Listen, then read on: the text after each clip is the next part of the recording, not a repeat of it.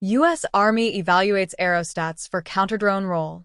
Aerostats, the tethered observation balloons that most people associate with World War II convoy protection, are getting a serious second look from the U.S. Army as a platform for counter-drone defense. One company's second-generation tactical aerostat is now being evaluated as the foundation for a complete anti-drone architecture that could eventually carry and launch drone swarms of its own. Silicis Technologies has been developing the DURUS system, a lightweight mobile tactical aerostat designed to detect and track drones before they can threaten a mission, giving commanders extended warning time and reaction space. The system went through a technological readiness experimentation event at Camp Atterbury in the last year and is now being considered as a base platform for a broader counter-unmanned aircraft system. Complex, according to the company's description of the program. DURUS can be towed into position and launched quickly, delivering a 360-degree elevated view of the battlespace and integrating with existing command systems rather than requiring a separate command and control infrastructure.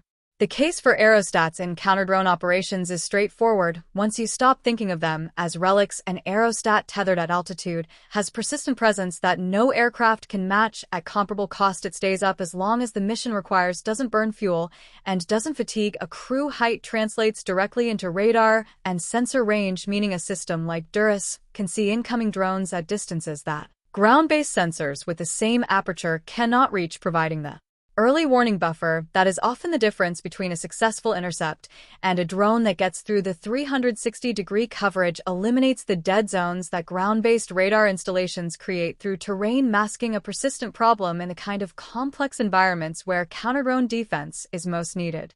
According to Silicis, the DURUS achieved 100% fully mission-capable status and flew 975% of available mission hours during its evaluation, carrying a maximum payload of 45 pounds. The capabilities demonstrated in testing covered communications, including Silvis and persistent systems, radios, and counter-UAS support through hood tech, Trillium camera turrets, MCQ acoustics, AWS ADSB transceivers, and Blue Halo Titan and Skyview systems. That combination of communications relay and multi-sensor ISR in a single platform reflects the modular architecture Silicis has built into DURUS, which accommodates interchangeable payloads supporting multiple intelligence disciplines, communications extension and relay, MIMO, MANE, networking, manned-unmanned teaming, counter-small UAS, and intelligence, surveillance, reconnaissance, and targeting. DURUS is sling-load capable and transported on an integrated trailer that carries all primary and backup system components along with a self-contained ground power system. According to the company's specifications, an aerostat that can only be deployed from a fixed prepared position is a surveillance asset. An aerostat that can be towed behind a vehicle set up in the field and launched within a short operational timeline is a tactical counter-drone system that can move with the force it is protecting.